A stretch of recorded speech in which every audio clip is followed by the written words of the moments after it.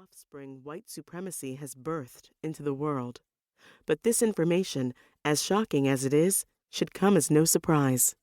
I have to be honest here. As someone born and raised in the Deep South, with my DNA stitched together by the thread of slavery, I laugh when anyone suggests that systemic racism can be healed. Systemic racism is what made America great, and why so many on the wrong side of history want to make it great again. On their terms, using updated methods proudly inherited from their foremothers and forefathers. But as I laugh, there's a tiny part of me that wants to believe.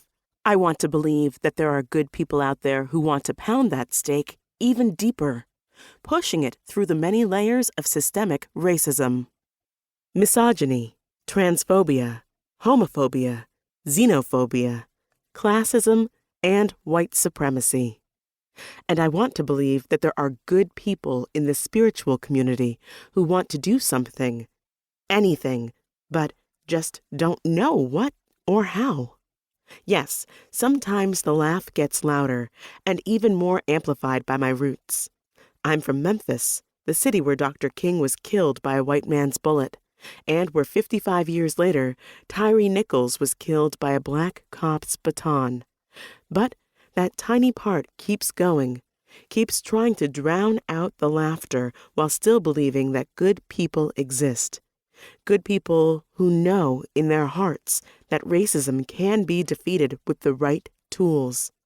That tiny part, as small as it is mighty. And that tiny part believes in you.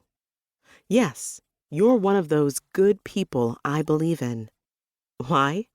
Well, first, we have something in common, a love of tarot. Both you and I believe that tarot isn't just for fortune-telling.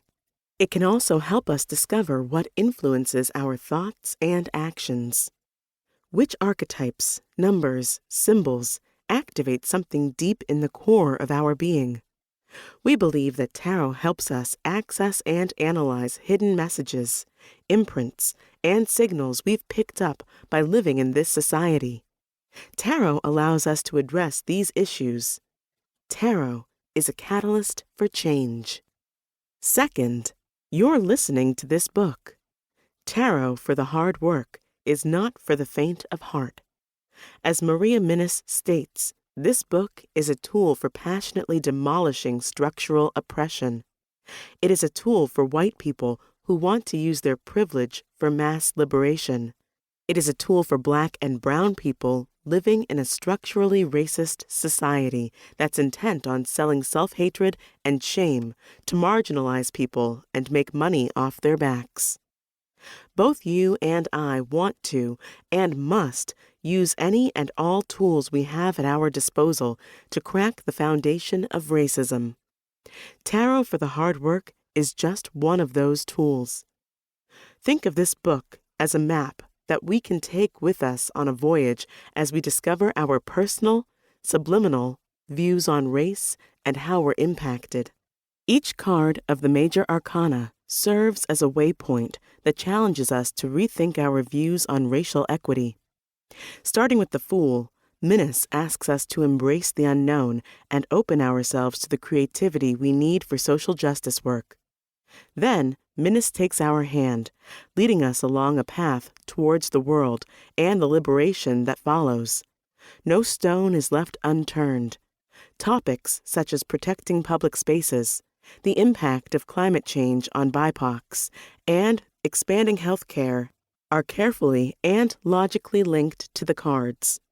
Minnis offers keywords, exercises, and journal prompts, providing real, actionable tarot-based steps to bring us closer to understanding our role in dismantling racist systems by using progressive definitions of the Major Arcana archetypes, not as set characters in someone else's story, but as fluid ones in ours.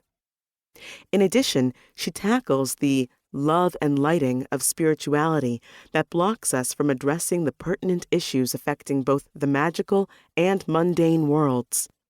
Minnis leads us to and through this somewhat uncomfortable but fully rewarding process, all the while encouraging us to stretch